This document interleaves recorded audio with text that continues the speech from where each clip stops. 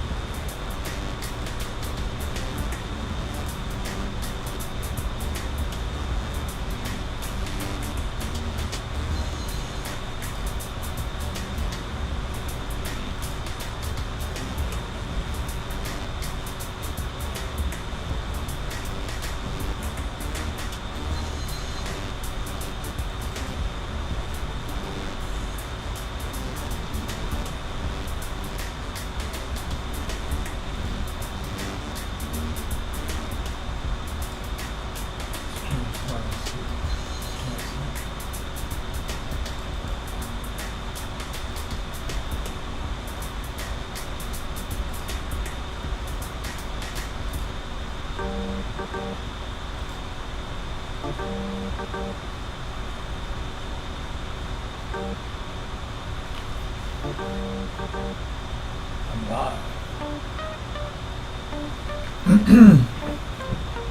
Sure. Oh, I'm just gonna put on the Veloharmony show down here.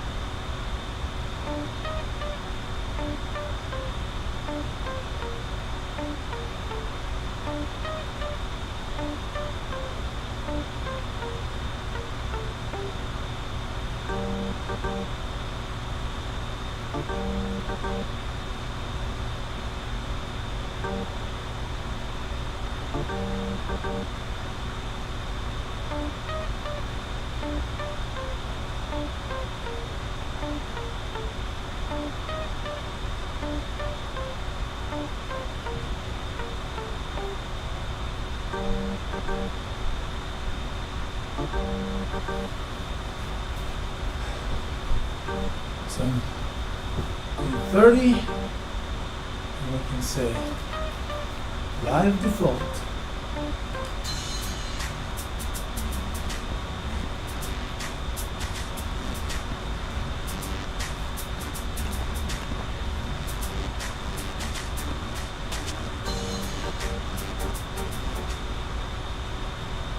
Hello, legends and super legends. Welcome to Veloharmony Live.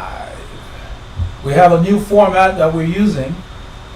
Today's video focuses on, as the title says, beginners. Tips for beginners. Been there, done that. We've all been through it.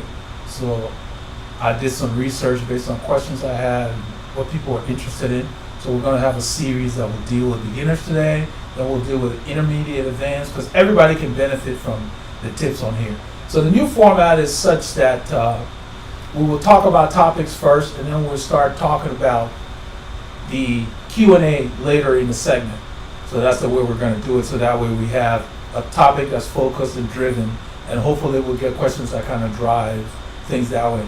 I got a lot of suggestions from our super legends on the channel, the supporters, and I decided to invest in some new software. As you can see, we're tracking subscribers, super chatters, new channel members and all that. I give them their props and kudos and so forth. So we really appreciate those who are supporting the channel, and that means a lot. We're able to do this because of that.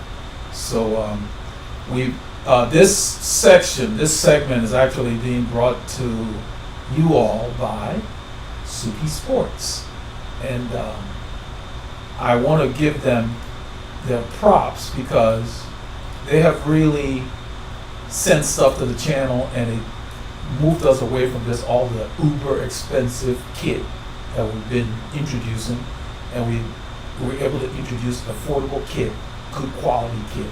So they're still making additional bibs, and I gave them some suggestions, and they say they're using lighter pads. So they're going to send some to the channel, and I will do a comparison between the first short I got and the new one that's coming out to help you all. Also, Western Bike Works, they're not really a sponsor of the channel, but they were running these pedals. They're power pedals. People are always asking on the channel about power meters and so forth. And this kind of runs into some of the suggestions for the new cyclists. Western Bikeworks was able to send a pair of power pedals to the channel. It's on the way. Should be here early next week. So I'll get a chance to test it versus the power pod I've been using. I know they're going to track about the same because DC Rainmaker pretty much did all the work. But it will be good to actually have pedals that fit my Shimano cleats. You guys know that that's been my little pet peeve. It's kind of like I've been looking for pedals that would not require that I change my, platform. I prefer the Shimano platform. So, anyway, let's get into this session here. Let's see. I wanted to structure it in such that the first thing you want to look for if you're a new cyclist is look at your budget for the bike you're going to get. Because the expense on the bike is not what makes you successful. You pretty much have to focus on a bike that you can afford and get one that will fit you properly. So you really need to look for a bike in your budget and make sure before you spend the money you've had a bike sizing done or a bike fit. You can get a bike fit after you get the bike, but it's always good to talk to a fitter so they can recommend the size for you to buy. Because it's kind of hard to fit you to a bike that does not fit you very well. So remember that. All right. The second thing that you want to look for is that you want to look for a good cycling kit. That's very important. If you don't have good cycling kit, what will happen is that you will be uncomfortable and you'll be catching a lot of wind. So it doesn't matter how much riding you do. If you're actually inefficient on the bike, then you're not having a lot of fun and you're just working hard. So keep that in mind. The third thing we want to talk about is setting realistic goals. Actually, it's number 4 because I talked about cycling kit. You want to set goals that make sense. Why are you cycling? Just for fun? Just to get in shape? Are you trying to lose weight? Whatever your reason, just have your little goal penciled and then be realistic about it. Because that's going to make a difference in how you stick with it. You want to make sure that you do things that suit your lifestyle. Don't do something that you can't keep up with, whatever it is. Don't go buy a bike that's too expensive and then you got to work 60 hours a week because you won't be able to ride. That's what I'm getting at. The next thing you need to look for is to make sure that you get either a coach or a realistic training plan that you can follow. Why is that important? You don't want to just be riding to be riding. You want to have a plan before you go out the door. So you need to make sure you have a plan so you can focus. That's very important. The next thing is ride consistently with that focus. That's what makes the difference. That's what will get you there and will get you to your goals. So whatever your goals are, the plan or your coach will derive a specific training to help you achieve it. Okay? So that's kind of what I wanted to put out there. So we're going to roll into our Q&A in a little while. I'm going to put a summary of what I talked about on the ticker for those who come later and those of you who are watching the recording of this session that didn't join us live. You will be able to benefit from that as well. You'll see it at the top in a little bit. So everything I talked about will be summarized and then we can go there. There are many things to add in that. It's not a conclusive list because cycling is very deep. So it's just a good starting list to focus on, and if you stick with that, that will get you there. And then the rest of the things will come as you ride more. That's really important. So we got quite a few people coming on here. I see we got about 16 people now, so that's cool. But we've gotten through the specific things that you need to look for. You will see them at the top on the ticker. That's a summary of what I've been talking about. And so you want to make sure that you use that as a guide to get you going, in addition to the other things that we will discuss regarding, getting to cycling, because training is very, very scientific. And so you cannot just wing it and hope to get there when you need to be there. Yeah, if you just ride, you will get in better shape, but you won't be able to fine tune your training for specific events, especially if you're going to compete. It's important that you have very good focus if you're going to compete. I see Dwayne already chatted on here.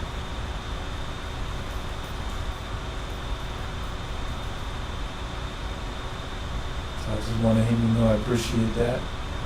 It's good to have you here, Dwayne.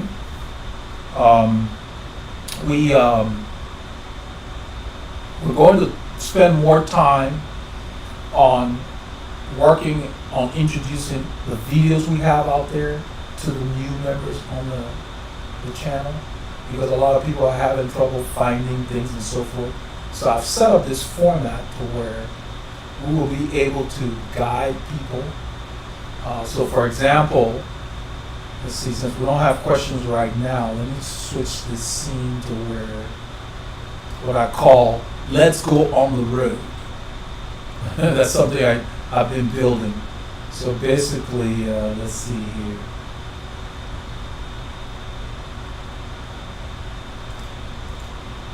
So that's what I call "Let's Go on the Road." And what I will do is to go to the channel.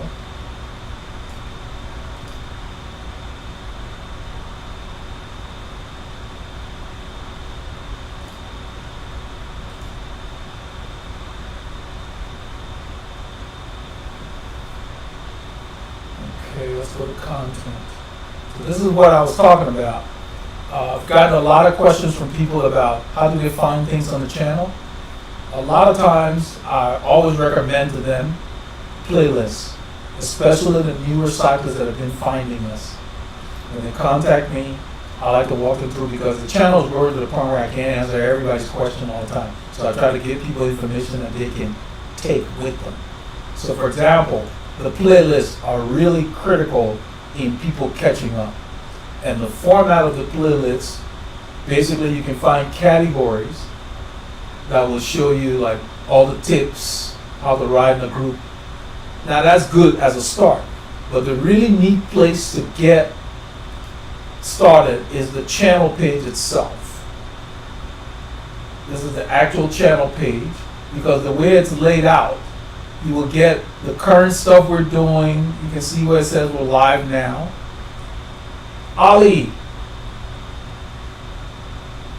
he says he's here in the background. Thanks, Ali, for the tip. Let's see here. I'm going to move it a little closer to me and see if that helps.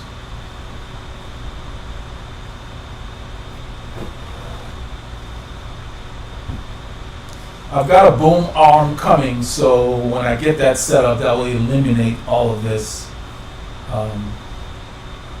The microphone is the one what they call the cardioid setting, so it picks up pretty well, but it picks up best when you're close, and that's probably what's happening. I'm not close enough. I hope this is better. I'm going to turn the gain down a bit. But thanks for letting me know. I'm watching the stream on here too. Let me turn that down just a tad.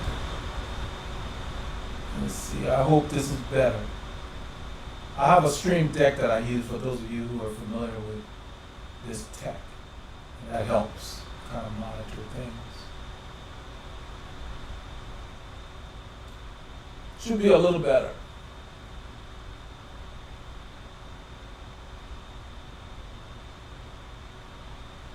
Oh, the correct source? Yes, I have the correct source. I'm using a wavelength stream here, so it pretty much handles everything in the mixer.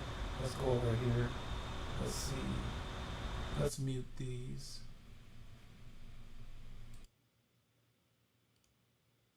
That should help. I hope this is better.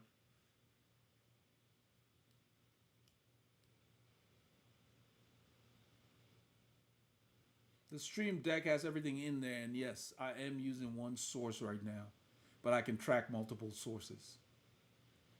So basically, what Ollie must be an audiophile. What Ollie was talking about is I'm using a Stream Deck. It's software based. It's not a hard Stream Deck. And what's happening is I have multiple sources of audio and video, and I can choose which one to use. It gives me more flexibility. So if a camera goes on the fritz, I can use that. What I'm using is OBS, and I think Ollie kind of knew.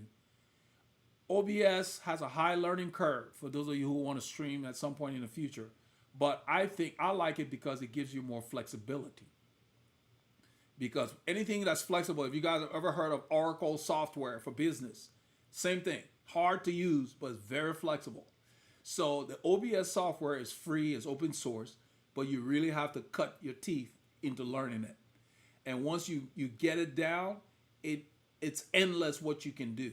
So what Ollie was talking about is, did I select the right source, and was there any kind of additional source that may have been feeding into it? So what I did was I just clicked on the wavelength stream and dubbed out the other guys, and I think that's better. So he was getting echoes from probably the display audio.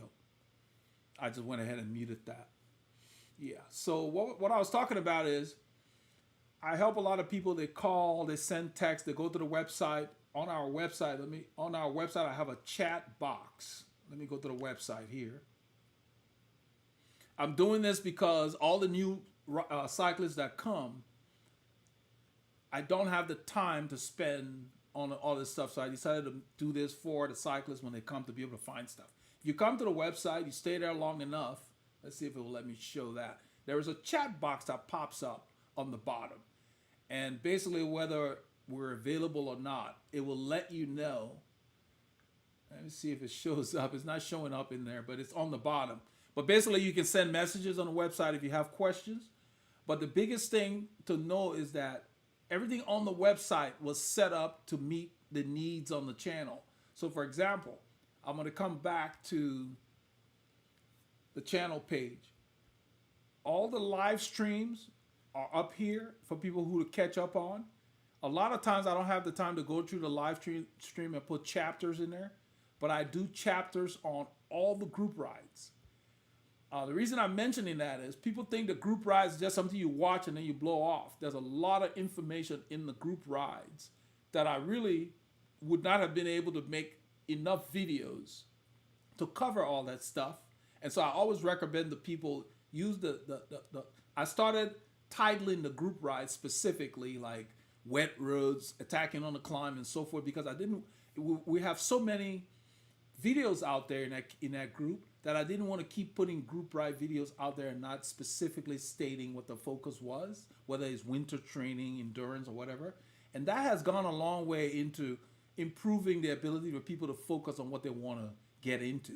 The second thing I've done with the group rides is I'm putting all the chapters in every ride, meaning what's going on, so you can focus on the area you want, because a lot of people watch it multiple times. Why this is important is when people come to the channel and they join, they find one video and they're real thrilled about it, well, they get excited, and I try to get them to start asking questions, and I try to tell them, well, that question has been answered. You just need to make sure you go into the section. Like, for example, this section says cycling phase 1. That's for everybody, meaning if you want to go back and reevaluate your training, your setup, okay? What's going on? Do I need to check my fit? Because it doesn't matter how long you've been riding. It took me almost 7 or 8 years to really get my fit dialed in. And that whole time I was learning because I chose to want to do fit. But I rode with a lot of people, I raced with a lot of people that their whole career they were messing with their fit. Even now, riders are always messing with their fit. It's not static. There's always something that you can dial in based on what you bought or what bike you got, what angles on the seat. All of that changes. Like the bike I showed in the video last week that Doug has. I can't ride that bike because in my size, the seat tube angle is too steep for me. I can't get back far enough. I'll need a very aggressively placed rearward seat post to work. So I'm very cautious what kind of bike I buy. That's why for you beginners, it's important that you pay attention to that. I'm going to put the session summary back up. It's important that you pay attention to the bike you buy. It needs to fit you. If you're a very tall person, you got to be careful about the seat angle. And if you're a very short person, you got to be careful about the size. You don't want a top tube that's too long. So coming to the site and focusing on cycling phase 1, where I said, get a bike fit, the right equipment, maintain them, learn cycling, is very important. I didn't put that in that list that you see scrolling at the top, but it's important that you know how to at least change a flat tire. I had a guy last week, came for a fit, brand new bike. He's new to the sport, so he was following this thing. But I told him, I said, you don't even have a bag to carry a tube. He didn't have tire irons, no tube. His response was, if I get a flat, I'll just call my wife. Well, I didn't say anything, but I was like, so your wife just sits at home waiting for you to call her when you go ride your bike? I think that was a bit much. And and he just said it, whether he was joking or not, I didn't know, but that's not, I don't roll like that. It's kind of an inconvenience to your wife for you to go have a flat and call her. What if she got other plans? Or what if she's not at home? What are you going to do? I've had to call my wife before, don't get me wrong. But it was actually on film in a group ride where Paul and I were riding together and my chain broke. I found out what the problem was. It was like a rare occasion. But that should be the exception, not the rule.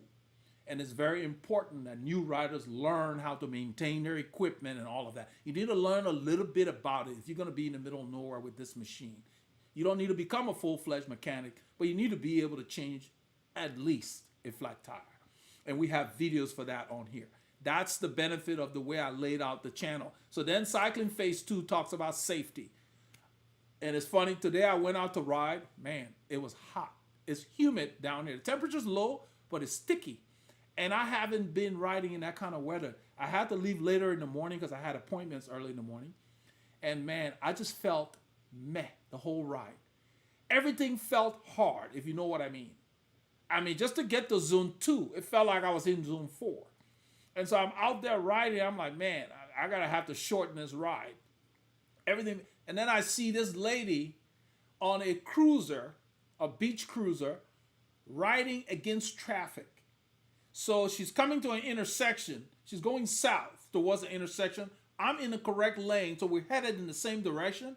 And there's a car coming from a turn street, trying to turn north now. And she didn't know what to do. He didn't know what to do. So as I passed her, I just told her, I said, you need to be where I am. You need to ride where the cars are. But it was clear that she had no idea because she looked like she was sitting on a couch. You know how bent your knee is when you sit on a couch? Like 90 degrees. So that means she was sitting on that bike in too low of a position to even ride it. And when I saw that, I said, man, I'm glad I'm doing this video. So that's what this video is about. You start with this, you go through the website and get, because information is power. So you get the information that we put out here and I will get you through. So what I'm doing now is I do this a lot when people call during the week or whatever, when we do our consult, and I will guide them and do stuff like this. So I decided to make this video. I will actually use this video for the people who sign up for consult because I get too many questions to be able to just do it for free. So sometimes I have to get them to book appointments and we'll do Zoom and so forth. And so I'm glad that I found the OBS. I spent 5 days learning OBS. For you, Ali, who's aware of it, it took me 5 days. Now, I don't know for other people what the learning curve. I've never seen it before, but I'm a software guy. And so I just got into it and figured out sources and so forth. It's not the easiest software to learn. I spent a lot of long nights laying it out. And this is what you see here is an overlay that was free. I did not want to buy anything outright. I wanted to see if it would work for me first. And it was good to see that I could do my branding and everything without spending money. Like, there are packages out there that make it easier for those who are not willing to invest the time, but you have to pay for that. And yes, because someone did the hard work, made it easier. Yeah, you got to pay for that. So yeah. So I'm gonna go into the questions now. If you have more, let me know. But I really like this layout. It makes it easier. The other benefit of using this software, guys, I got tired of us getting disconnected and having to start a new session. We don't have to worry about that anymore. With this software, if we get disconnected, the stream is still there. When we reconnect, we'll still be on the same stream. And I really like that. So everything about it is a plus, and I'm glad I invested almost probably 50 hours into learning how to do what you see here was 50 hours of work. And it may seem simple, but it's not because all this stuff is piped in from YouTube. So let's get into the questions here and see. Patrick Parisien, thanks so much for offering this service. Newer cyclists like myself have found your channel with advice and insight. I'm glad. And it's there, Patrick, because it's important since you're new. Go through the phases. All the videos I make, I'm grouping them so they benefit you at the time you will need them. Because there's no way I have almost 600 and something videos out there. You don't have the time to watch all of them. So you need to watch what you need so you can receive the information at the correct time. And that's the same thing I did with this software. There is no way I know everything about it, but I did enough to get going. And as I go, you will notice changes. I mean, I was able to get, those of you who were here earlier, like Dwayne, you saw the Veloharmony logo and everything in there. I wasn't able to do that before with the basic YouTube webcam. And so I have different webcams now. The lighting, I've improved the lighting. I'm using something from a company called Elgato. I guess it means the cat. But it's soft lighting, it's software controlled, and I can control the mood of the lighting. And you're not sweating under the lighting. So it's an investment, but it's worth it. As you can see, the room is warmer. I don't have a whole lot of lights, but I have what they call key lights for those of you Ali and them. So all of that's important because I'm going to use this instead of standing in the studio and just making a video. Patrick was one of the people that mentioned that, hey, I like this format because you can cover so much more. I like it too, but I don't want to just do a live session. I'm treating this like a video. That's why you see all the effects and the music and different things. And so I'm gradually going to continue to improve it, But it took a lot of work to get there, and I'm glad that we're able to get this on the channel. I want to thank, Suki Sports was really instrumental in that. They're really supporting the channel, and I like what they're doing with the jerseys. I'm still trying to talk them into adding the security pocket on the side, the little side zipper. I love that for slipping my phone in there. Let's see here. Let's look at some of the comments on here. Let me switch to this. I have a scene where I did with the chat box. There you go. So you guys can see the chat. At some point when we're doing a lot of that, you'll be able to see that. So I was able to pipe that in. It's kind of nice to be able to do that. So all of this kind of stuff. Let's see here. So we've got Ali, I think something's up with your markers and yeah, we went through that. Patrick, John Hill, hello. Hey, John, welcome. John is our all-time super chatter. John, you got your props right there. The software is telling me, so I got all those things hooked from YouTube, from their database.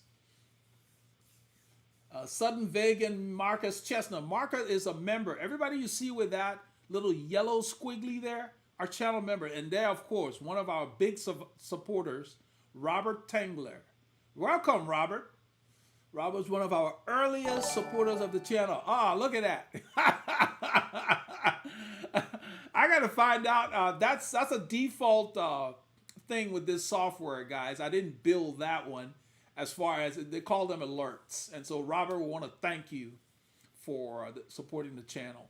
But I like that. And that can be changed. We could put different things there, put somebody riding a bike or whatever. But for now, that's what's there. We appreciate that, Robert.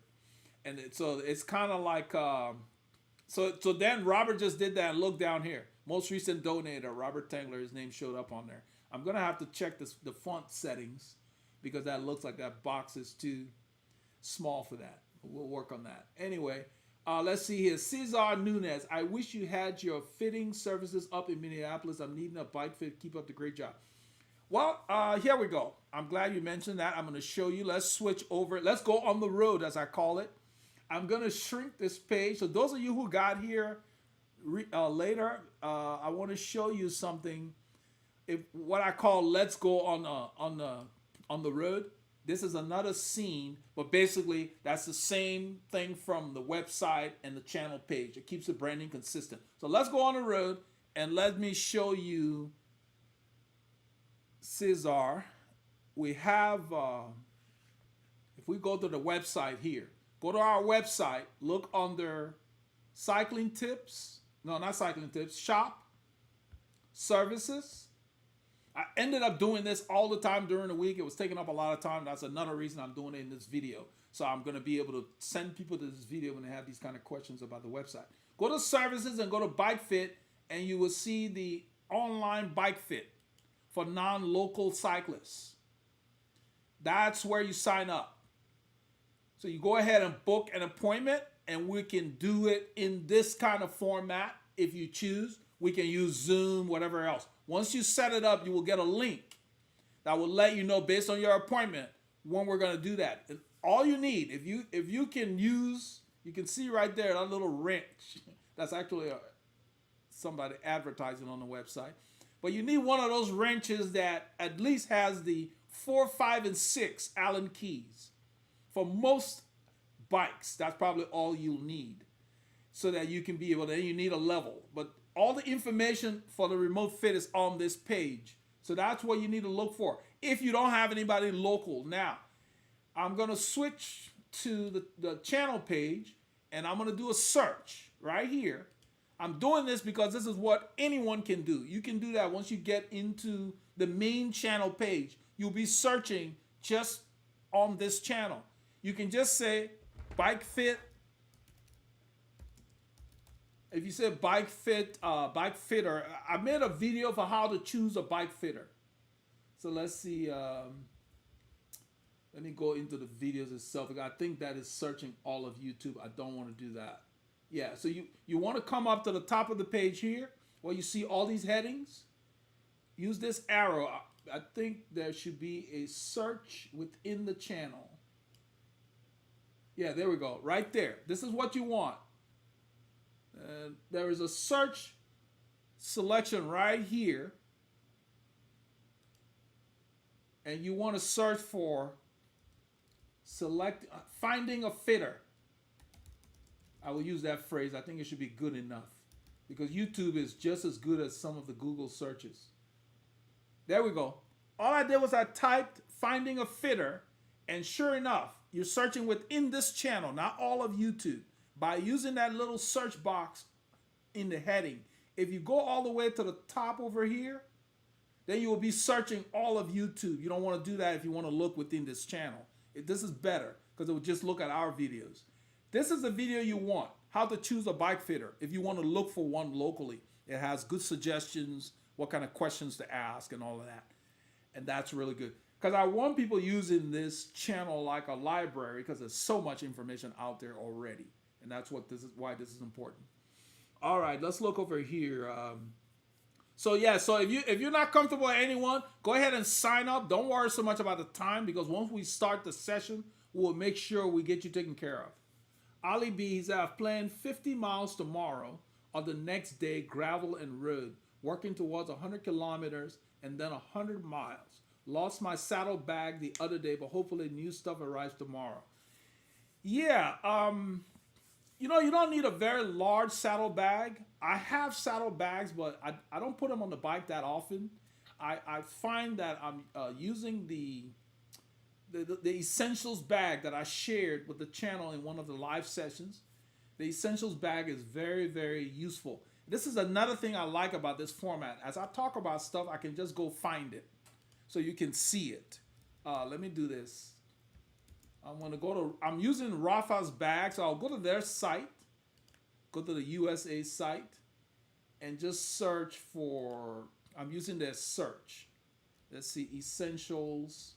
I got their bag because they made a bigger one. I've had the small one before. Made a bigger one that holds my pump. And you see, as I type Essentials, the bag shows up. So now, I can put 2 tubes in this bag, and it's rainproof. No water gets in there. 2 tubes, all my ID, my patch kit. Now, the patch kit I take out of those little boxes and I just slip them in a plastic bag, a small plastic bag, so it's flat. You don't need to carry that little box they come in. And I only use a patch kit, and I use the what they call the glueless patch. I mean, meaning that you don't need any vulcanizing fluid. The glue's on the patch. I use that, but it's very rare that I get to that point. It's only for situations where I exceed 2 flats, because I always have at least 2 tubes, especially when I'm writing solo. So it's very rare. They sit there doing nothing. That's why I put them in a flat bag. They go in the area in the bag. You have an area where you can put money, ID, whatever. It's just all flat. I put them in there. And then I have a multi-tool that I put in there. And that's all I carry with my pump. My pump fits in there, so I put a small pump in there. And so I use that. Now, doesn't mean that it's a lot better than the saddlebag. Some people prefer that, but the point I'm getting to, you don't need a huge saddlebag. A small saddlebag that can hold a couple of tubes is good enough.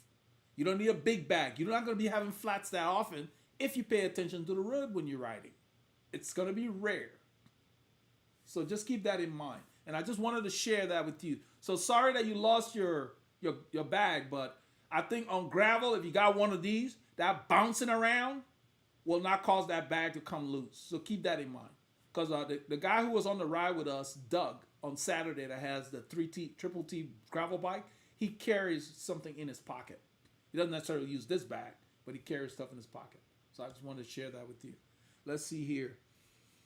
Sudden vegan, happy every day for that matter. I like that. Every day is a happy day. Every day you're healthy. You woke up. You have something to look forward to, even if it's just going outside and reading a book or having a cup of coffee or whatever.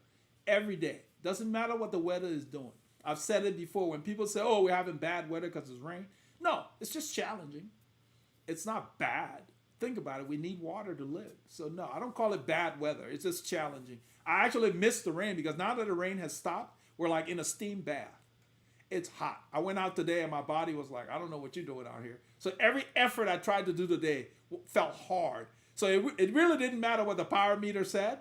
At 180 watts, it felt like I was doing 400 watts. That's what I talk about. These meters are secondary because what matters is how you feel. So I knew I wasn't going to be doing no 400 watts today. I just didn't feel. My body is not used to being out in that heat all the time.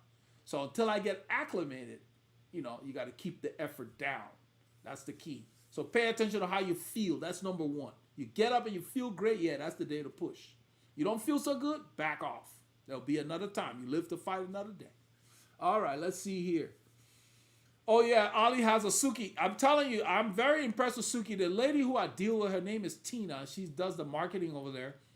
And what happened is, they're a small company. They're trying to get started, so their marketing budget is kind of low.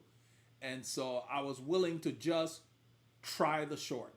Because she said that other people she contacted, they wanted to be, paid and all of that. So at first we made a deal. And once it came in, I told her, you know what? I'm just going to promote this short because I really like it. And the guys on the channel are all different levels. And not everybody wants to buy Rafa's protein. And even Rafa's aware of that. That's why they've got Core, Classic, and all of that. So, and then they have their sales. So, yeah, you just got to shop, just like the ladies do. They got us beat on that one. We got to shop. A lot of guys shop, too. I do my shopping online with tabs. But yes, I'm glad that you like that because I do too. I like the quality and then the price point, and then she's willing to take suggestions. So it just made me feel like, oh, wow, this is cool. This is somebody I want to kind of work with. So let's see here. John Hill, I still go back and watch your old video to see if I miss any info. Yeah, you're welcome, John. That's why it's there, John. I watch my old videos. I watch the group rides. When I'm working out indoors, that's what I run. I don't have a Zwift account. Why don't I have a Zwift account? I don't like riding indoors that much. So I only ride indoors when I absolutely have no other choice. So it didn't make sense to get a Zwift account because I don't like riding indoors. That's why I buy rain gear. I love being outside. I'm just an outdoors person. So yeah, that's the reason. I'm not a Zwift guy. I understand it's entertaining and all of that, but man, I like to just head out. That's the key. Let's see here. Cesar says, I got it. I'll check the info and I'm pretty handy with two. Oh, yeah. You're the perfect candidate because here's why, Cesar. No matter how great a fitter is, it's your feedback. I can set you up. I can get you there. I can look at you and say, yeah, you look good. But just by looking at you, it's not going to give what you get, what you're feeling. And so, yes, I will communicate and get feedback. But you need to understand. That's the reason why everybody I fit, I explain what we're doing every step of the way. A lot of fitters don't do that. Because you're going to own the fit. I need you to understand why and what we're doing. Because as you go forward and you buy other things and you change the contact points, you get a different bar or whatever, I need you to understand the impact it's going to have on your fit. And the only way you're going to really get dialed in is understanding and then paying attention to how you feel on the bike. So that's very important that you get involved. So don't fall for, I get a lot of people that have what they call the Ray-Tool fit, where they put the electrodes on people and they come and they're still not happy because the person told them, oh, you'll ride into it. Don't fall for that. You don't ride into it. It should feel comfortable right there and then, or you deal with what's uncomfortable. So yeah. So John Hill wants to know, what is a good pump to carry when I'm on a ride? I've got one pump. I'm going to recommend what I carry, John. And one thing good about this setup is if you go on our website and you go to recommended cycling products, that's where I'm going right now on the road, as I said. Once you get here, you can search for it on the page if you want. Like a lot of these pages will do, like if you do Control F or Command F, whatever you have. But I know where it is and I know what the link is. So I'm just going to do, let's see, I think it's to peak. I'm going to put a hashtag. There it is. I just did a hashtag to peak and it showed up. Let me move it down so you can see it. Right there. Because it's in the history. That's what I recommend. I have both of those. I came across that pump on a ride where I had a different pump from Lezine. It was a little longer. It had a little adapter like a dongle that you would screw on and then put it on the valve. Well, Paul Ilonga was on the ride. It was probably 2017 or thereabouts. And he had this pump in his pocket, the aluminum one. And so he just took it out and said, you don't need to set up all of that. I already got my pump. And I used that pump. Within 30 seconds, I had 80 PSI in the tire. My hands got tired before the pump. And that's what happens with little pumps. It will pump more, but I usually put 85, 90, and that's good enough to finish the ride. Because that's what I inflate my tires to anyway. I get it hard enough. It will get you. You don't need anything to supplement that. So I bought the pump after using it. It sold itself. I bought it. Put the link on here because many people have asked. And this page you're looking at is our recommended cycling products page. And so the pump under here is the one that is carbon. And they're probably a few dollars apart. I got one of each just to see. But the aluminum is a little less, a few dollars, but you don't have to buy carbon. So I have both of those that you see up there. That's the pump you should carry. And you can see all the details about it. Supposedly it will do 160 PSI. I don't have the arm strength to sit there and do that much pumping. Because your arm starts to tire. And then what you would have to do is give it to your mate and to continue. Yeah, it may do that, but why? But that's all I carry. That's what's in the bag I was talking about. Let's see here. Jeffrey, welcome. Jeffrey's one of our long-term members. Got a purple on there now. Alpine, welcome. Ibex. Let's see here.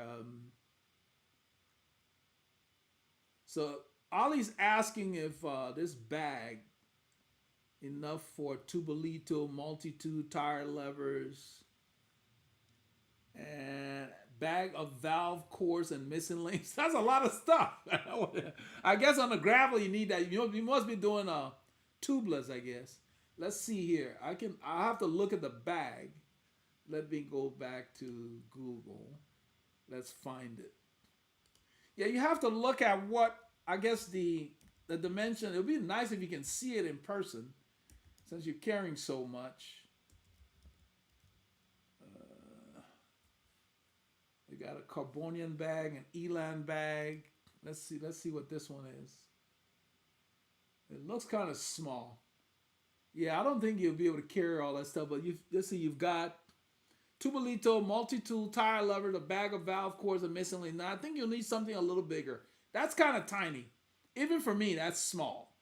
And I don't carry all that stuff. So no, you need something just a little bigger than that. Preferably something with some compartments so you can separate those things. You know, like the multi-tool and stuff, any kind of metal stuff. If they don't have their own case, I like to put them in a little pouch within the bag so it doesn't rub on your tubes. Yeah, Sudden Vega Marcus Chestnut said the humidity has been potent these past few days. That's what we get in the South because of all the rain we've had. And now it's like it's just steamy. And until you acclimate, your body just has to work so hard for you to put out these efforts. So everything you do seems difficult. Alpine Ibex. Any thoughts on Rafa's MTB collection? Nothing too exciting, but the promo vid gets you. Yeah, I mean, I don't do a lot of mountain biking anymore. A long time ago I did. But like anything Rafa, what I like about it is their stuff is tested by riders extensively. So really, and then the fact that they have great return policy and all of that, if you're going to take a chance with any vendor, you know, there's not a whole lot. You know, just, you know, look for their sales. You know, I assume you've got a free account or whatever. But if you look for the sales and you're going to try stuff, you can at least return it if you're not happy. And sometimes they'll give you 90 days. You know, so, yeah, I'm sure it's good. I've seen the videos myself, but I don't watch the whole thing because I just focus on the road stuff now. But yeah, I don't think you can go wrong with that. You know. Oh, so Ali says it fits. I mean, that's the bag I lost, and that's what fits in it. Okay, well that's good then. Yeah, that's cool. I like that it just goes under the saddle. It's not in the way, so that's kind of cool. It looks like, is it a Velcro? It looks like it got a Velcro strap. Maybe the Velcro came loose or something. Sometimes, yeah. But what I suggest is that you look at this bag. I did a video about it on the channel. It's made by Silka. Let's see here. Let me just search on the channel. I'm going to search for Silka on the channel here using that little thing. There's a video. Silka has a Premier roll. I think you will like that. It has 3 attachment points. I have one. I used it for a long time on my lighthouse bike. I think that will be best for you because if you're gonna do gravel and all that bouncing around, you're not gonna lose that bag. And it's got a what they call those? They're made by Specialized. Let me pull it up. There we go. Silka Premier with bore closure. That's what I had on the tip of my tongue. Watch this video when you get a chance. The Silka C Premier roll with bore closure. It has 3 attachment points, and once I set that thing on the bike, it didn't move. I'm talking for months. I had to take it off just to clean it after riding, getting caught in the rain and getting a lot of grit under there, and I still have it. And I'm keeping it. It's a roll, and you can put things in there and then wrap it. You watch that video, get everything in there. I think that will work great for you. Let's see here. John Hill. Yeah, you're welcome, John. That's really why I like this format. I think this is the way to go because I get these questions all throughout the day, you know, from the chat on the website and so forth. But this will help people use the stuff. And I'm going to make the website more robust. I'm going to start adding articles and stuff and embedding some of these videos in there to guide people. So there's a lot. This information is like a library. It doesn't go out of date because it's still relevant. Let's see here. Samuel G315. He said, "Are you still recommending the power pod, considering that for my first power meter?" Yes, and I'm going to say why. When power meters came out, the one that was most affordable at the time was the Cyclops G3. And still, when I say affordable, it was still a bit high. But I had all kinds of problems with it. And you may have heard. Every other week, I had to it's a ping. Take the wheel off, unscrew the cap on the G3, take the battery out, put it back in. And that was their solution. I called their support. It would just crap out. And you had to take the battery out to like reboot it. And then when it worked, it was fine. But you never knew when you would be riding and just get zero. So I got frustrated with it and I sold it on eBay. And since that, I did not. I'm talking at least, let's see, it was probably 2014 maybe. I didn't get another power meter. I use these, as I said, they're secondary. Because you have to pay attention. Your feel is number one, always. Remember that. You can't go wrong with this one if you're somebody like me who likes to tinker with software or like a computer. You know how a computer is. Sometimes you click on something, it doesn't open. Then you click on it and it opens. And you're like, wait a minute, I did the same thing. If you don't mind that, the Power Pod has its issues where you'll be riding, and you probably have seen it on some of the videos. You'll be riding, it will just go to zero. But you're still riding. Then all of a sudden, it fixes itself. So when it gives you numbers, it's good, it's consistent. And that's what you need from a power meter. If every time you put out an effort that should be 100 watts, the power meter should say 100 watts. And if it does that, you're good to go. And the price point, I think it's right maybe at 300 or a little less. That's a good price point. Okay? I mentioned that I'm getting the rally pedals because of Western Bike Works. I'm one of their, when you sign up, you get a free account. Because over the years, I've gotten stuff for repairs and different things. And you get to be some club member or whatever. And then they had some kind of sale going on or whatever. But I was able to get them because of the channel to cut me a deal and send me one for me to, test per se. So I'm getting the Rally RS2, I think they call it, or something like that. I don't remember the name. I only wanted to test it because it's the only pedal that fits Shimano that's a power meter.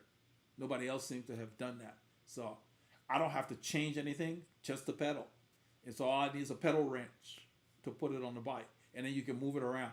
I read on DC Rainmaker's page that when you change bikes, you have to do some kind of calibration, which is not that big a deal. So yes, price point wise and what you get, the power meter, the power pod will work. I still have it. I will still use it. So I will leave the power pod maybe on one bike. I will see if there's a way I can have two fields on the Garmin that will reflect the power pod and the other one. Maybe, I don't know. I got to look at the limitations on my 1K Garmin. It may not let me display two different power fields because it only has a power field. Once you're getting power, you got one field. So I think that's why DC Rainmaker will use different head units, so he can synchronize and then compare them. But he's done that. So yes, I like, what do I like about the Rally? Let me pull it up while I talk about it so you guys can see it. They sent, Western Bike Works, all these cycling companies. I have an account with them. Just like when you buy something, they start sending you emails. Same stuff, nothing special. But you get all this stuff. I don't turn them off because I want to kind of keep up with what's good that I can bring to the channel. So they sent the email about the Rally when it was released. Then I went on YouTube and found DC Rainmaker's review. And, he does really good reviews.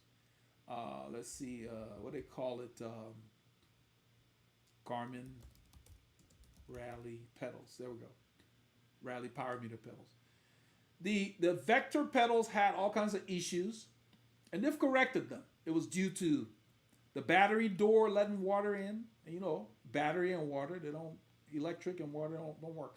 They had plastic threads in the Vector.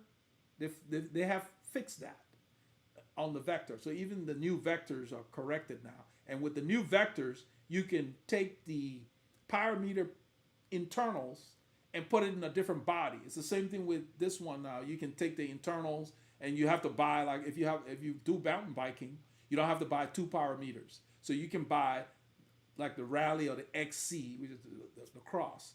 Then take the internals and then spend a little more for the body of like say the road if you bought the cross. And just take the internals and swap them. And supposedly they're easy to do. So once they did that, you can do the same thing. People who own vectors now can switch the bodies and so forth. But I like the fact that it just looks like a pedal. There's nothing extra.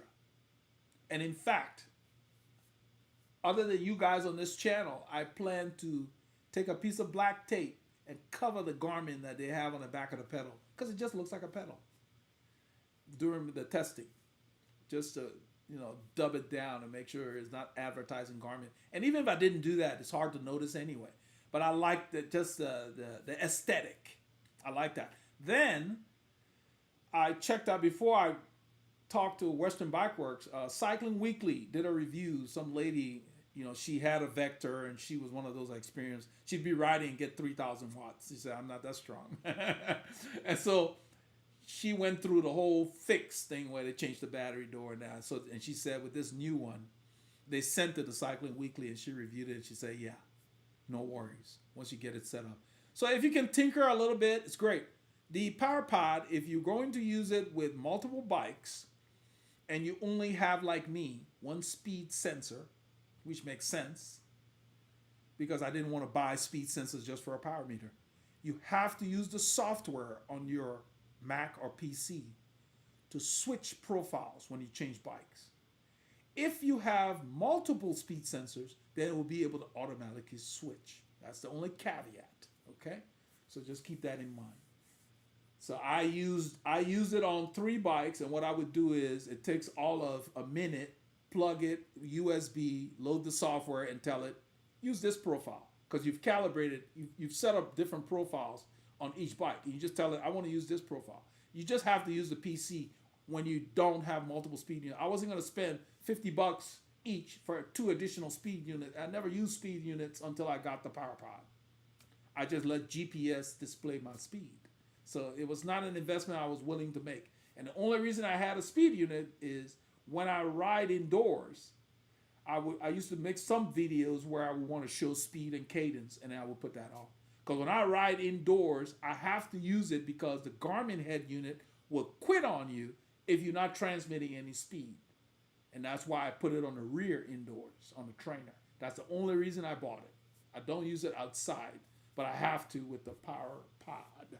So those are the pedals here. This is the RK is the keel, the Rally keel, which has replaced the Vector. They're not going to make Vectors anymore. They streamlined everything to where they renamed them. So this is essentially the Vector. And then the Rally RS 200 is what they're sending. And you can see $1,099. I paid a lot less than that. It told me not to say. So this is what they're sending. And look at it. They're just pedals. So unless somebody's going to come and look under you while you're pedaling, nobody's going to care. I like that. It doesn't advertise, hey, I'm a power meter. So that's kind of cool because if I get dropped, I don't want people to know I'm using a power meter. Let's see here. All right, let's go. Yeah, Ali said thanks. Yeah, you're welcome, Ali. Ali thanked me for the.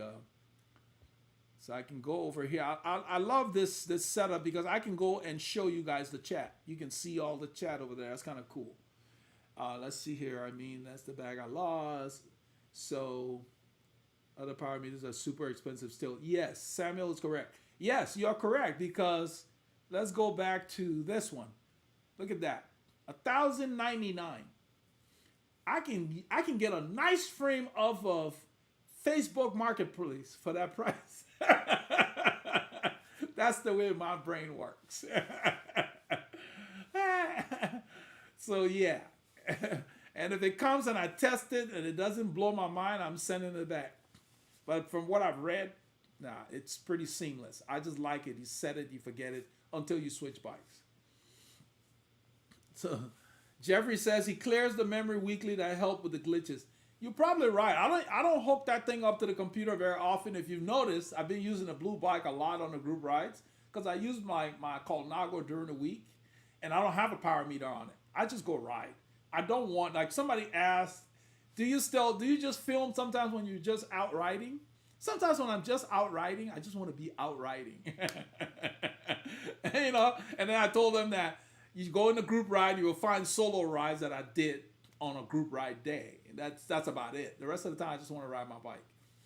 Yeah, let's see. Yeah, the power pod works. I'm not going to, there's nothing negative I can say about it because it's just like anything. It's kind of like me saying negative something about a computer or my Mac or whatever. It's software. They got their issues. So you just got to be able to deal with the software when you get the little hiccups. And basically, I had to hold the power pod button for 12 seconds one time, and then it almost like it reboots. I didn't lose any settings, but then it started working normally. And this was after a call to their support. Their support is excellent. You call and you get a person. I was very impressed with it. I used it a couple of times. And I only used them for things that were not in the documentation or on their forums, because they have a forum where people share information. They just never said that, okay, if it's messing up and it won't come on or anything, you need to hold the button for 12 seconds. That's how you reboot it. So all the technology in that card that's in there, you have to deal with that. And that's any technology. Even the stuff in your cars that they put in there. Like those of you who own fancy cars, when iDrive came out in those German cars, it was a mess. So now they've cleaned it up. Let's see here. The video premiere from Tuesday. What bottles were you using? They're blue. You got to pay for that. Jeffrey's a member, so let's see. Jeffrey, you got a good eye. Those are special bottles. There's a reason I did not show them to the channel. I think they're too high in price. They're about $40. Let me pull it up first, and you all can read about it. Let's go on the road here. They're made by Elite, and I think they call it the Nano. Not the Nano Gelite. They work, but they have their moments, but it's just a bit pricey. Nano Fly Thermal. There we go. It's called Elite Nano Fly Thermal. I did not make a video about this because look at the price. See for yourself. $39.99. Now, why did I try it? Well, when you buy stuff on Western Bike Works, you get points. So I used my points, and I figured I would try it. They have a good return policy. You just print a label, drop it off at the local UPS. Couple of days, you got your money back. So I tried them, and I kept them because they're light. And the thermal, I don't know how they did it, but today, I'll use it today for an example. It probably was 90 or so. Let me see what the high for the day. The high for the day was today. Okay, it says 93, so it's 91 right now. So it's probably about 90, because I left about almost lunchtime just to go for a spin. 2 hours into the ride, I still had a little bit of ice left in the bottle. Now, that's not the only thing that makes it work. You can just put cold water in the bottle. You know how the regular bottles, within an hour, they feel tepid. This bottle, 2 hours into the ride, the water is still cold. Now, they claim that it goes 4 hours. I personally don't care because within 2 hours, every 2 hours we stop, regardless of the weather anyway. Okay, we stop for nature breaks, whatever. So I only need the water to be cold for 2 hours. And at the 2 hour mark, the water was still cold and colder than Podium Ice and definitely Podium Chill, the other bottles in this. The Podium Chills have been retired because I'm going to only use them in the fall, winter, and spring. They just don't keep the water cold long enough. That's why you saw the blue bottles. I put ice halfway, put whatever I want in there, and 2 hours, an hour into the ride, you can shake the ice. Not many bottles can do that. And so yes, they work, but not for 4 hours like they clean. And so yeah, I kept them and I like them. And you know that's why I did not do a review. I didn't want people saying, "Oh, the bottle's too expensive" or whatever. It is relative. I like having cold water now. When I ride solo, I carry aluminum bottles. They're made by Clean Canteen. They're heavier, but they will keep your water cold for the whole day. That's what I use when I ride solo because I don't care about the weight. Let me pull them up here. Clean Canteen. And they fit your bottle cage. I think I misspelled that. Yeah, but anyway, I found it. There we go. Shop insulated bottles. I just want to show you the bottles. This is Clean Canteen, and how I found them was the bottle cages I have on my bikes are made by a guy, I think he's in Colorado, it's called King Cage. And they recommended Clean Canteen because it works great with their bottles. And it does. You can put those metal bottles in there. Let me find the bottle that I use. They look almost like this guy. Let's see. They don't make it easy to find. But they have two sizes. I got the small size like this one. Let me see. Maybe this one will. That's the designer kit, insulated kit. Let's go back. I want not the classic. This thing here, the tip here, you can change that. So it has like this. You can drink on the bottle with that. You pop that up and you drink. You don't have to take that off. That's what I use. I want to find the color I have. I just have the regular aluminum. I think this is it. And you just change the color. Here we go. This is what I have. And you can change this head. I got the regular, the nozzle. Let's see here. To let you change it here. Or, yeah, accessory caps. I think it's this one. That's kids. Let's go back. But the reason why I'm talking about these is they have the regular. You need to look for the one, if you're going to get one of these. You see this bottom. It's like a double layer aluminum on the bottom that lets you know the insulated ones will keep your liquid cold, as if to say it's in the refrigerator for long after you're done riding. They just work. And I've weighed them, compared them to the regular bottles all loaded. So you give up maybe 3/4 of a pound or so. You know, it's not that much heavier, but it's pretty heavy. But I like them when I'm training solo in the heat. I take them with me because I don't have to stop. I think this is, let's see. I want to find the one that I actually got. For some reason, I don't see it here. It was a while ago that I got them, but they work. They last pretty much forever. I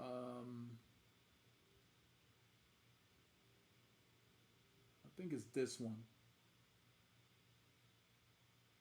They've got this size, the 32, and they've got the taller size. Clean design kit. Let's look at that one. And they will fit a standard bottle cage because this is an outdoor company for camping, whatever else you're doing. That's a kit. That's not the price of the bottle. I'm trying to find one bottle. Let's see here. Shop.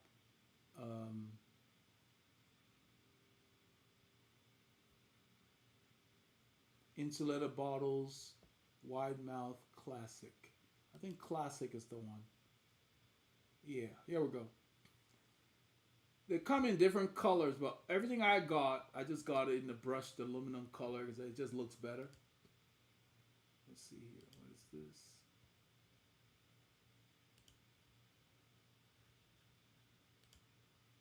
What is this? This is what I got. That's a small one. So I got the small one. This line on the bottom here. Let me move it up so you can see. This line on the bottom denotes the insulated aluminum bottles that they carry.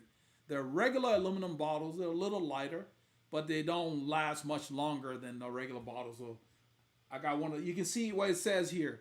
24 hours hot, 90 hours iced. Let me move this page so you can see it better. Right there. You can't beat that. 90 hours. So yeah, 3/4 of a pound heavier, big deal. When you get them, make sure you change the cap. You should be able to change the cap. Those are just the colors. It was a while back, but I don't see it on here. Yeah, I'm sure it's there, but you should be able to change the cap. Let me find the cap that let's see what the wide mouth looks like. Oh, that's not the one. So you want to shop the classic bottles, and let's see, caps and lids. This is the cap, the sport cap, right here. This is what I use because it's just like our regular bottles. And so I can leave for a long ride, put cold water in there, it will stay just as cold as when it left the refrigerator. 4 or 5 hours later, it's still cold. Or if we stop at a store and you put some ice and water in there or whatever, it stays cold. These bottles work. So I've got a set that I use a lot of times in the heat. And, you know, if we're doing a group ride or whatever, then yeah, I'll bring that plastic one. But that plastic one, I give it a window of 2 hours to really keep the water cold. But it's great. 2 hours into a ride to drink very cold water, that's great. So that's the one, Jeffrey, that I have. But this is the one that, for those of you who are going to be out longer, look at Clean Canteen. They've got all kinds of stuff. I even got some bottles from them just for camping. I didn't, just get it for cycling. Let's see here. Ollie B. In the late 80s and early 90s, I had a bike with a tow cage style clips. After that, I've been using flats. Last month, I got some Shimano SPD pedals and the shoes. I feel more connected, though not faster yet. Yeah, you're going to be more connected now. When you say SPD pedals, you mean SPD SL? Because the SPD denotes just the mountain bike setting with that little small cleat in there. I don't like those that much because you got one area, it's concentrated. My wife uses that and she complains all the time about hot spots. But yeah, the ones that I use are called SPD SL. And then the SPD for mountain biking may be the one you're talking about. But yes, I like to be connected to the bike. That's what I'm used to now. And back in the day, yes, I used toe clips. When I competed, we had toe clips on the bikes. And you would just pull the strap. And I had those shoes they had a little cleat on the bottom with a cut that would just lock into the back of that cage. So we've got Patrick over here. Patrick Parisian said, although I have a heart rate monitor, I'm worried about heart drift in training. Is training to power a better method? Thinking of a single-sided crank arm. Thank you.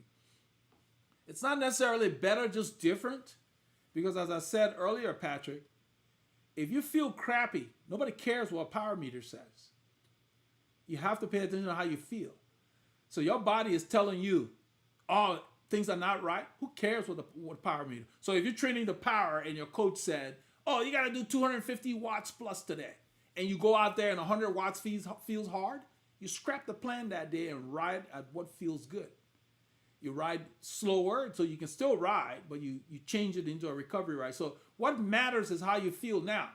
People that train with heart rate or power meter, the power meter gives you objective information.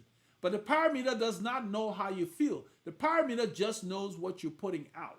So even the pros that use power meters still use a heart rate monitor because they want to know what their body is doing. The power meter does not know what your body is doing, nor does it care. It's just saying, you're putting out 100 watts, buddy. If you're dying and putting out 100 watts, it will just tell you you're putting out 100 watts. So training the power has to be done with a caveat. You cannot ignore feel. I ride mostly the feel. And then I use these meters when I get home to say, oh, wow, I was in this zone I did this many watts. I averaged 300 watts for 10 minutes or whatever else after the fact. But when I'm riding, if I feel crappy, I don't care what the power meter is displaying. I'm going to back off the pace. If I feel great and the guys are playing, I'm going to go with it. That's the way you're supposed to do it. That's what the pros do. That's what I did when I raced. That's what we're told. Because you get up every day feeling differently. And that's what you're supposed to pay attention to. If you watch the pros, when they do a stage race, they're not winning every day.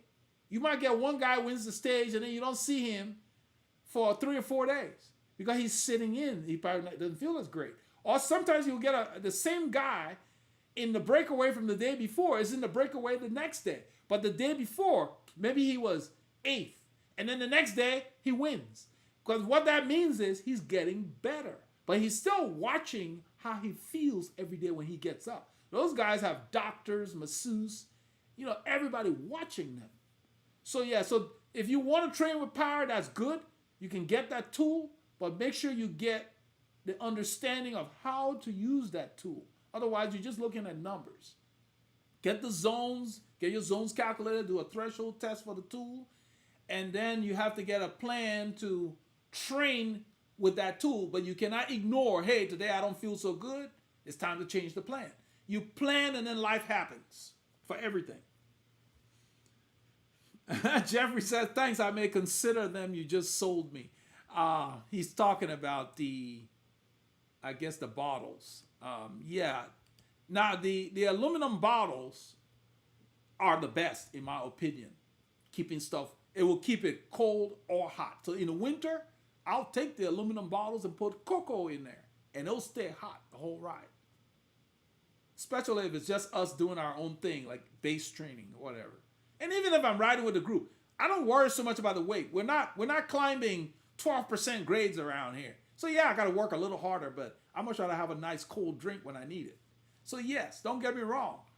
When it gets super hot, those aluminum bottles come out. They're like I said, the podium chills have been cleaned and retired for the season. You want to clean your bottles before you store them so you don't have any mold or mildew or anything growing in there. And that's another thing with bottles. You got to clean them regularly. No, at least every week, especially if you use electrolytes in them. Clean them frequently. And these newer bottles, like the chills, they have a bigger nozzle. It's easier to take it apart and clean in there.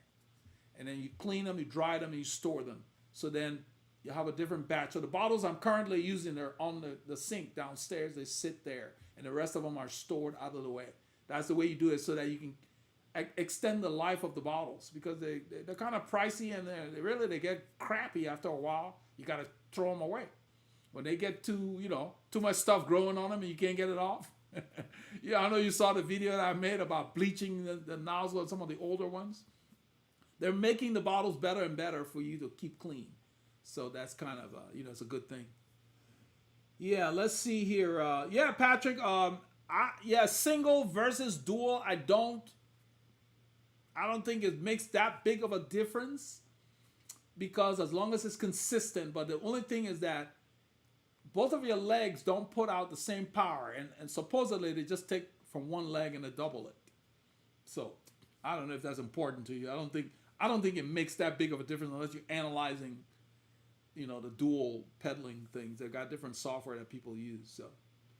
So Derek Ewing says, I use mountain bike shoes on a road bike. How do you feel about that? I think it works fine.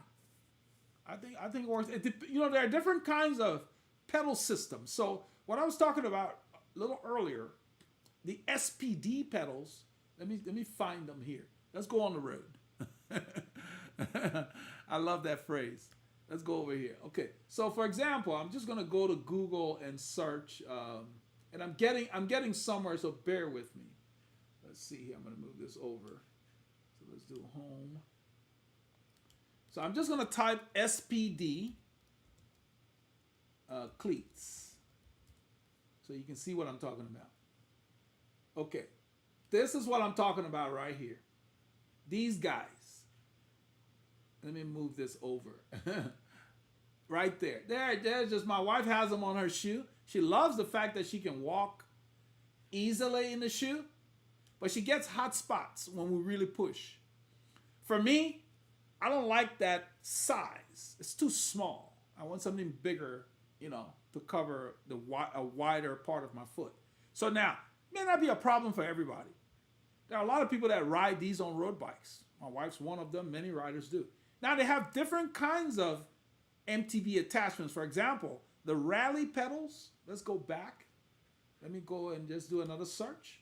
The rally pedals, I'm just using that as an example. You don't have to buy a power meter to ride mountain bike pedals. But I'm just going to use this as an example.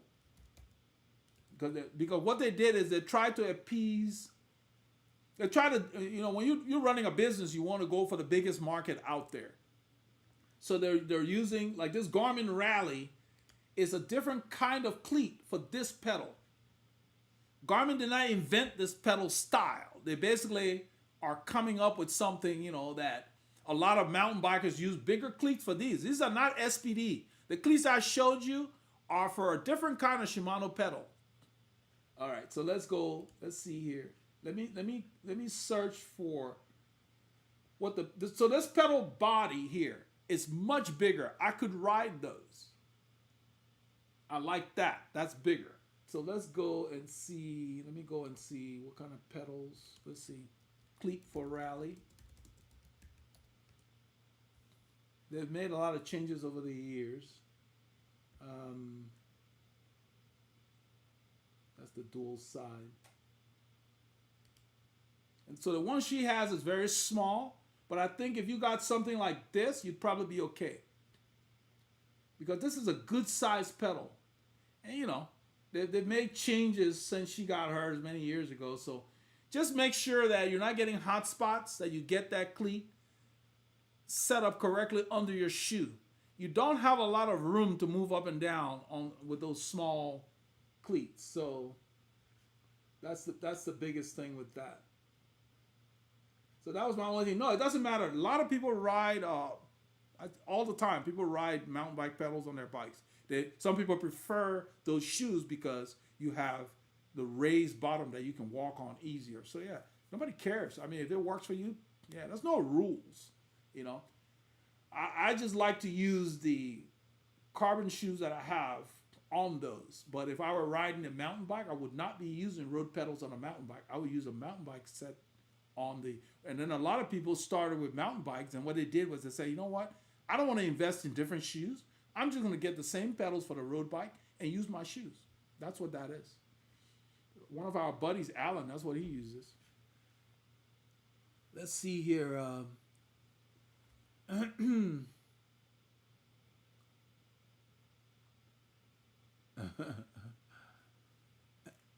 Derek, I think you should wear whatever. I have the mountain bike shoes because they look normal and you can walk in them. Yeah, you wear whatever works for you. There's no rules. Just whatever works for you. You don't have to be sold on what you see. What the pros use are given to them. They're not paying for those things. A lot of the pros, the things they like, they don't change. I don't care if the sponsor comes up with a new saddle. Like Nibali. Nibali loves the Physique saddle. In fact, he had them make him one with no logo on it because they didn't sponsor Bahrain. And so he had an unbranded copy of his favorite saddle. So yeah, if it works for you, stick with them. Samuel says that's great about using power. But yeah, I mean, Samuel, even if you're using the reason why a heart rate monitor in this context is better based on feel, because like for today, for example, I was pushing hard. I was going hard, and I looked down and my heart rate was like 150, 152. And I felt like I was doing 180 beats per minute. That was clear that something else was going on. So my body was saying, I don't care how hard you think you're going. We're not going that hard. It's too hot. I'm going to keep you down here so you don't die out here in this heat. And I had my blue bottles that Jeffrey talked about. I finished both of them in an hour 45, which is quick. So I drank more. I stopped at a park, got more water, poured it all over me. So I knew the condition. It's the same thing when you see the guys in the tour, the pros. They go back to the car for more water when it's hot. Guys in Australia in January when it's hot, they use more water. You got to do what you need to do. Because your body is not going to let you kill yourself. Even if you try. Your body just will not do it. The body has preservation things built in genetically. That's why, when you're fasting or you're not eating right, the body's like, I'm not going to lose any weight. I'm gonna keep this food so this food does not starve to death. So you can't lose weight if you're not doing it right. It slows down your metabolism and you feel tired because you're not eating. So our body protects us from ourselves. So yeah, it's important field number one first. None of those gadgets mean anything if you can't do anything. They just tell you after the fact what you've done. So let's see here. Miguel wants to know, how do you train for a sprint? Yes, there are specific workouts. You don't want to sprint to the max. What is the max? You don't want to go to the max. That's when things break. Like the guys in NASCAR, when they push their cars like that, you just see smoke coming from under them. You don't want to go there. Let's see here. I'm gonna take you to our website. Let's go. You go to shop and you go under services. And I told them to put it under fitness programs. Now, there are training plans in there, regardless of which one you get, sprint workouts are included. But some people ask for individual workouts. So if you go in here, under these where it says threshold, you see speed. And you can go and kind of just browse. So you can look at all the individual workouts. There are specific workouts for like leg speed and spin outs. I'm trying to find the one. I don't know if there's one for specific for sprinting. Let's see here. That will help you. But yeah, there are specific drills that you do. When I build plans for people, depending on what their goals are, we'll put that in there. There are some people that don't want to sprint. They just want to ride and lose weight. They don't want to sprint because it's harder. They're like anaerobic efforts. They're very short. So you would look under here at anaerobic intervals. That's where you start getting ready for sprinting. Let's go in there. Let's see if it's there. Tempo interval. So these are intervals. These will get you ready for sprinting. You don't want to just start sprinting. Kind of like when you're building a house.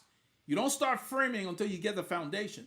So the assumption is you've done some base training first.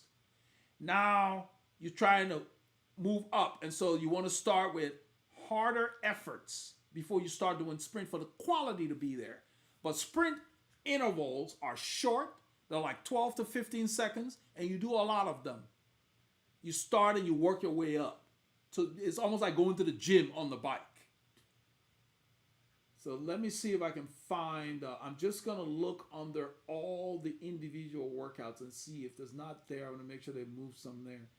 But there should be, if you just go on just individual workouts, it will pull up everything in that category. These things are listed in categories. It makes it easier to manage. It's looking for all the workouts, and there are a bunch of them because people have asked for them. Once I get a lot of repeated requests, I'll go ahead and design something that will, let's see, 20-minute warm-up, 2 by 20 anaerobic, big gear, low cadence. So the leg speed intervals will be 1. The leg speed intervals and the 1-minute intervals, and then the spin outs will be the 3 that you would use for getting ready for sprinting. In the preseason, I think the in-season probably has that in there. But yes, there are specific workouts. You can't just go and you've got to focus on building up your tolerance. It's kind of like going to the gym, starting with weights and then increasing it as you get better. Yeah, Ollie says VO2 max. Yeah, VO2 max is good. Now, the way I train is when I do, like the day when I attacked on the hill, I didn't sit up to catch my breath. I kept riding. I like to go hard and then maintain it because that's how you get breakaways started. And you got to train that way if you want to be able to do that so your body gets used to that. But this is hard training. It's not for beginners or whatever. When you start out riding, just start riding and build your base first. Then start doing some threshold intervals and move your ceiling up. Then you start going into the VO2. A lot of these workouts are the 2 by 20 minutes and so forth. They're really good once you've got your base established. Because that lets you go up to like sweet spot or more. And it's really kind of cleans out the pipes. You know, you don't want to start sprinting and when you're out of shape. You're not going to accomplish much. You will set yourself back. Joaquin Fernandez. Good morning, Joaquin. All right, let's see here. Robert Tangler asked a question here. I know I saw him on here somewhere. Yeah, he said, any thoughts or opinions on the upcoming Tour de France? Depends on who shows up. I'm still trying to see what firm will do. I mean, he didn't show anything in the criterium de Dauphiné. So his fitness, people don't know it was a serious injury that he had. He had to rebuild his body. He did some videos on YouTube where he showed some of the workouts he did. But a lot of people don't know these athletes, when they hurt themselves, there's a lot involved in getting yourself back to 100%. So he had some imbalances in his muscles that he had to work on. So, and then, with COVID and all of that, he didn't get a lot of racing in. So hopefully he'll be able to get back, maybe not for this tour, but for some of the other races.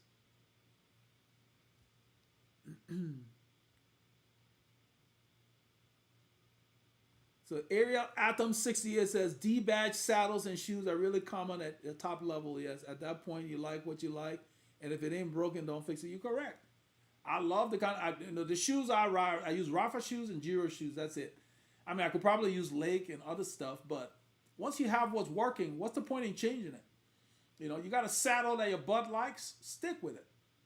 It doesn't mean you can't ride other saddles, but you got to go search, and make sure you're gonna like it. So why, you've already done the work. Just stay with it. The top riders don't make a lot of changes because it can affect their performance and their bodies. You change a shoe or a pedal system, before you know it, you might have knee problems.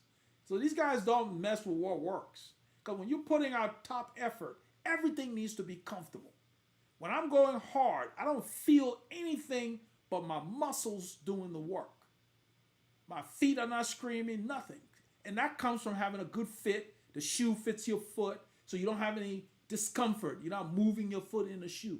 All of that has to be right. You use that on your slow rides. Somebody asked one time, I think somebody commented on the channel under that video about how to get in shape, how much riding to get in shape for cycling. I'm paraphrasing.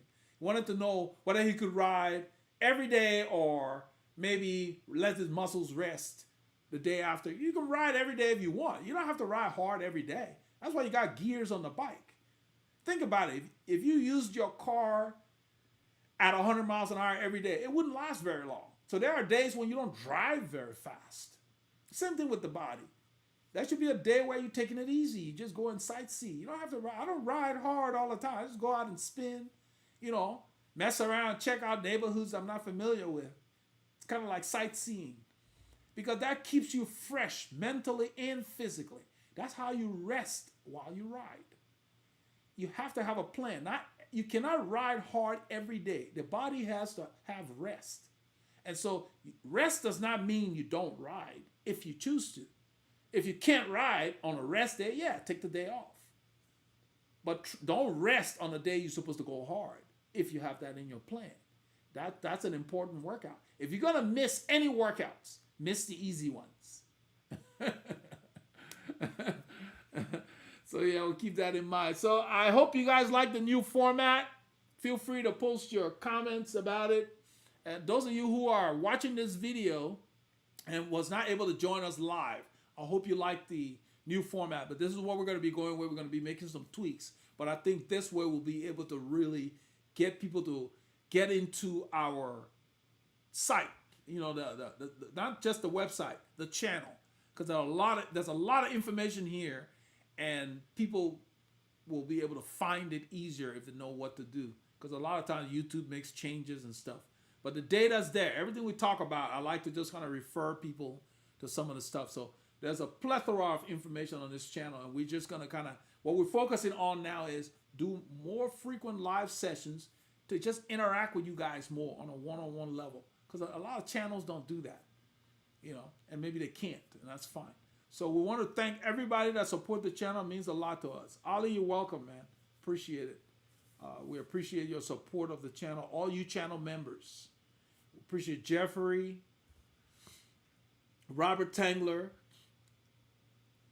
the Southern Vegan Marcus Chestnut. That's a heck of a name. He's making it clear. He's a vegan from the South. Yeah, well, I eat some chicken every now and then. I tried that before. It didn't work too much for me. But I tried tofu and all of that. So I go the whole gamut, whatever they call it. Omnivore, I guess. I eat everything. So guys, I want to thank you for joining the live session. There's more to come. I'm going to start scheduling the live sessions as time permits. I'm trying to get a feel for what's going to work, but you will start seeing the videos coming out, and then I will eventually come up with a schedule so people can know when to expect these. But I think Thursday is a great day for it because it gets us ready for the weekend as the weekend approaches. And then on Tuesday, we can do a live session. We got a super chatter. Thank you so much. Really appreciate it. There should be something popping up in a little bit. One of these alerts. Once YouTube gets it, that's one of the things that we set up. So at this point, what I do is I show this right here where it says stream ending soon. And I'm gonna tweak that to where I will put some screens to where you can see me, But those are the kind of things that I'm tweaking to where people will know the stream's gonna end, but I'm still in there, all of that. So I really like this software. It just takes the edge off. It allows me to use different cameras, different resolution, instead of what comes with the computers. I don't care how expensive your computer is. Those cameras that come with it, they can only do so much because they're very small, so you really need regular stuff. And with this tool, I can use even my iPhone if I choose to, because the camera on the iPhone is awesome. So there's a lot. So I can have different video sources. And the reason you want that, from what I've learned from our glitches with the other sessions, is that sometimes hardware fails. So if you have multiple things set up that you can pull in what Ollie calls sources, then you set up. It's like you got a backup to the backup. So that's the goal. So I want to thank you for super chatting here. We really appreciate your support on the channel.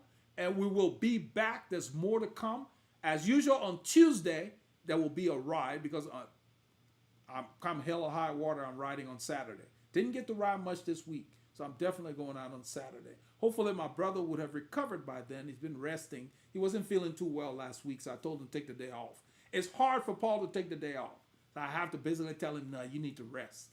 And so when he doesn't ride, it's because I insist that he rest. He had a hectic week. He was tired. He needed a rest. That's the way you got to look at it. You don't feel great? Even if you ride, don't ride with a group. Just spin. Do your own thing. Okay?